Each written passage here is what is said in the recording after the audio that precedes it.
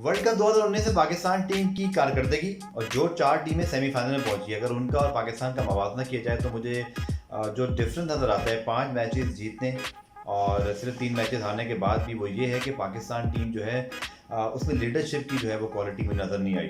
और इसलिए नहीं कि हम सरफराज को यहाँ डिस्कस करें, बल्कि इसलिए कि जो आपकी मुकाबिल टीमें थी, जिनमें केन विलियमसन हैं, जो रूट हैं, विराट कोहली हैं और इसके अलावा आपके पास ऑरेन फिंच हैं, इन सब ने अपनी परफॉर्मेंस से टीम को जो है इंस्पायर्ड किया है। सरफराज को ये चीज़ सीखने की ज़रूरत है।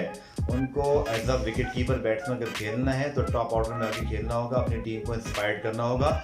इस टीम की कारकर्दगी बिल्कुल भी डिजास्टर नहीं रही इस वर्ल्ड कप में। और सरफराज 2017 की चैंपियंस ट्रॉफी जितवा चुके हैं, तो 2 साल बाद उनको फ़ौरन तब्दील करना है कि भी मैं हक में नहीं हूँ।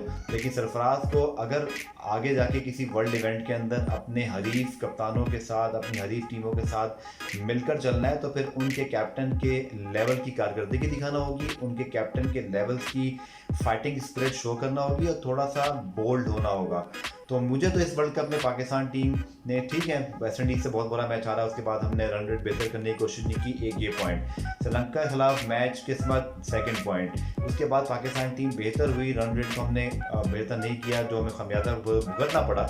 लेकिन आई थिंक पाकिस्तान टीम को इससे बेहतर हो सकती है। हमारे पास बाबर आजम और इसके अलावा हारिस सुहेल, शाहीन शाफीदी और बहुत सारे और यंगस्टर्स मौजूद हैं जिनको सरफराज आगे ले जा सकते हैं। तो पाकिस्तान क्रिकेट में पैनिक होने की यहाँ मेरे ख्याल में कोई ज़रूरत नहीं है। आपके कोचेज सिलेक्शन कमेटी का टाइम ख़त्म हुआ, उन्हें खुदाफिज कीजिए, सरफराज के साथ अपने मुस्तकबिल को प्लान कीजिए, यंगस्टर्स को ग्रूम कीजिए, अपने फ्यूचर के बारे में अभी से सोचें, तो आगे आप इसका फल खाएंगे।